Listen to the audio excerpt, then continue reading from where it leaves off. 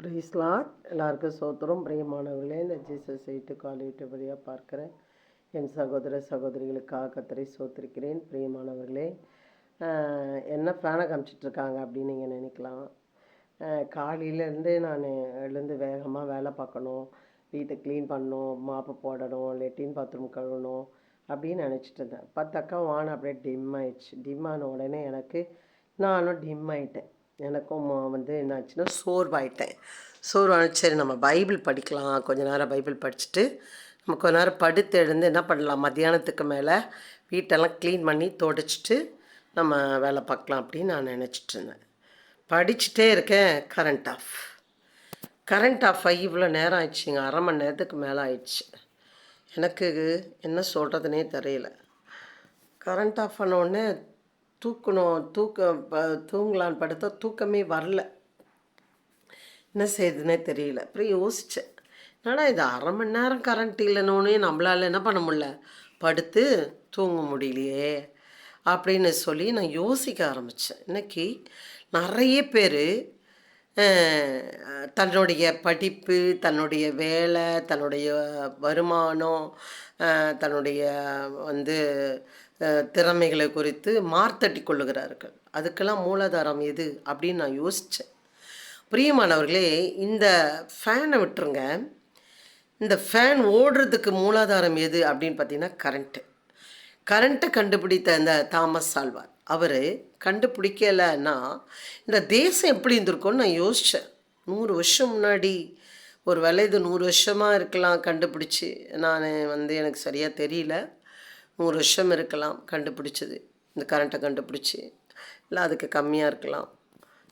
பிரியமானவர்களே, இந்த கரண்ட்டே இல்லைன்னா இந்த தேசம் இன்னத்துக்கு ஆகும்.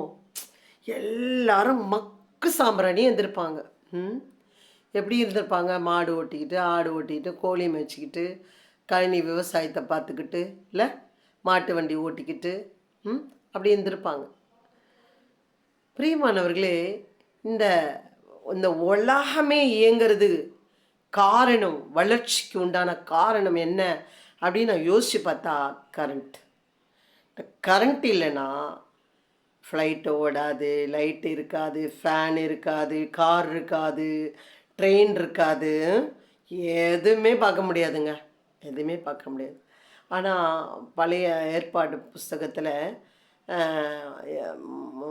ஆபுக்குன்னு நினைக்கிறேன், சின்ன தீர்க்கதரிசன புஸ்தகத்தில் எப்படி இருக்கும் அப்படின்னு சொன்னிங்கன்னா, இடதுபுறமும் வலதுபுறமும் அதிவேகமாக மின்னலை போல வண்டி போகும் அப்படின்னு சொல்லி ஒரு தீர்க்க தரிசனத்தை நான் பார்த்தேன். அந்த தீர்க்க தரிசனம் கூட நிறைவேறதுக்கு காரணம் என்ன, மூலாதாரம் அப்படின்னு பார்த்தீங்கன்னா கரண்ட். இந்த கரண்ட்டை கண்டுபிடிச்சவர் யாருன்னு பார்த்தா, அந்த உலக ரட்சகருடைய ஒளி கொடுக்க வந்த இயேசு கிறிஸ்துவோட பிள்ளை தாமஸ் ஆல்வா. அவர் கண்டுபிடிக்கலைன்னா இந்த உலகம் ஏங்க முடியவே முடியாது. பிரியமானவர்களே, இன்றைக்கி மாத்தட்டிக்கிறாங்க. நான் பைலட்டு, நான் நான் பைலட்டுன்னு சொல்லிக்கிறாங்க, நான் பெரிய ஹைலட்டுன்னு சொல்லிக்கிறாங்க, நான் பெரிய ஹெட்மாஸ்டர், நான் டீச்சரு, நான் டைலருன்னு சொல்லிக்கிறது கூட கரண்ட் இல்லாமல் ஒன்றும் பண்ண முடியாது. பிரியமானவர்களே, பாருங்கள், இன்றைக்கி பெரிய பெரிய ஐடி கம்பெனி இயங்கிறதுக்கு காரணமே கரண்ட்டுங்க. ஐடி கம்பெனி ஒரு எக்ஸ்போர்ட்டாக இருக்கலாம், ஒரு சின்ன கடையாக இருக்கலாம், ஒரு பெரிய ஷோரூமாக இருக்கலாம், பெரிய மாலாக இருக்கலாம், பெரிய சினிமா தேட்டராக இருக்கலாம். எதுவாக இருந்தாலும் இந்த கரண்ட் இல்லைன்னா இந்த உலகமே இல்லைங்க, உலகமே கிடையாது. ஒரு நாள் எனக்கு கரண்ட் ஆஃப் ஆயிடுச்சு. இதே போல் ரொம்ப நேரம் கரண்ட் இல்லை. நான் மேலே போயிட்டோம், 2வது மாடியில் போயிட்டோம். நாங்கள் வாடகை தான் இருக்கோம் அந்த வீட்டில். மேலே போனால் நல்லா காற்று. பார்த்திங்கன்னா ஃபுல்லாக கரண்ட் ஆஃப். ஆனால் அந்த சைடில் மட்டும் பயங்கர வெளிச்சமாக லைட் இருக்கு. அது பார்க்கும்போது எனக்கு ரொம்ப சந்தோஷமாக இருந்துச்சு. பாருங்கள், அப்போ அந்த வெளிச்சமோ, அந்த ஒளியோ, அந்த பிரகாசத்தை பார்க்கும்போது நம்ம மனசுக்கு அவ்வளோ ஒரு சந்தோஷம். அதை கொடுக்க தாங்க இயேசு கிறிஸ்து வந்தார். பிரியமானவர்களே, அவர் மனதளவிலே கொடுக்க வந்தார் இயேசு கிறிஸ்து. அவருடைய பிள்ளையாக தாமஸ் ஆல்வாருக்கு அவருக்கு என்ன கொடுத்தாரு தெரியுமா? இந்த உலகத்தில் இருக்கிற மக்களுக்கு வெளிச்சத்தை கொடுத்தார். இதை படித்தவன் படிக்காதவன் அறிஞ்சவன் என்ன எல்லாருக்குமே தெரியும். ஆனால் இயேசு கிறிஸ்துவை இது கண்டுபிடிச்சவர் தாமஸ் ஆல்வான் என்று சொல்லிவிடுவார்கள். ஆனால் அந்த மனிதனுக்கு இந்த மனதிலே சமாதானத்தை கொடுக்கிற இயேசு கிறிஸ்துவை அறியாமல் இன்னும் அநேக பேர் சுற்றித் திரிகிறார்கள். அவர்தான் மெய்யான ஒளி என்பதற்கு இந்த தாமஸ் ஆல்வார் இருந்திருக்கிறார். பிரியமானவர்கள், இன்றைக்கு ஒளி இந்த உலகத்தில் முழுவதுமாக இன்னைக்கு இயங்கி கொண்டு இருக்கிறதுக்கு காரணமே கர்த்தராகிய பிள்ளையாகிய அந்த கரண்ட்டை கண்டுபிடித்தவர் தான். பிரியமானவர்களே, எனக்கு இந்த அரை மணி நேரம் இருக்க முடியல. பல 100 வருஷத்துக்கு ஒரு 100 வருஷத்துக்கு முன்னாடி ஜனங்கள் எப்படி இருந்திருப்பாங்க, ஒரு 70 வருஷம் முன்னாடிக்கு எப்படி இருந்திருப்பாங்க எனக்கு தெரியல. இன்றைக்கி கரண்ட்னால தான் செல்லு கூட இயங்குது. சார்ஜ் போட்டால் தான் செல்லு இயங்கும் இல்லைங்களா? ஒரு இட்லி நம்ம சாப்பிட்றோன்னா அதுக்கு கரண்ட்டு தேவைப்படையாக இருக்குது. அந்த பொருள் வைக்க வேண்டும்னா ஃப்ரிட்ஜுக்கு கரண்ட்டு தேவைப்படையாக இருக்கிறது. எல்லாத்துக்கும் கரண்ட் மூலதனமாக இருக்கிறது. அதே போல தாங்க இயேசு கிறிஸ்து இந்த உலகத்துக்கு அவர் தாங்க மூளைக்கல் அவர் தாங்க மூளைக்கல். அவரோட பிள்ளைகள் தாங்க இன்னைக்கு இந்த தேசத்தை கலக்கிறவர்களாக, செபிக்கிறவர்களாக, ஒளி கொடுக்கிறவர்களாக, உப்பாக அவர்கள் பிரகாசித்து கொண்டு இருக்கிறார்கள். இன்னைக்கு யாருக்கோ நாங்கள் ஒரு கிராமத்தில் போகிறோம், ஒரு ஜனங்களை பார்க்குறோம், அந்த ஜனத்துக்காக செபிக்கிறோம். ஏன் தெரியுமா?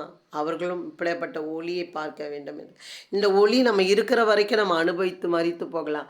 ஆனால் அவர் கொடுக்குற ஒளியோ மரித்த பின்னும் இந்த ஆத்மாவுக்கு ஒரு ஒளி கொடுக்க வல்லவராக இருக்கிறார் என்பதை நீங்கள் அறிய வேண்டும். பிரியமானவர்களே, இந்த ஆத்மாவுக்கு ஒரு ஒளி தேவையாக இருக்கிறது.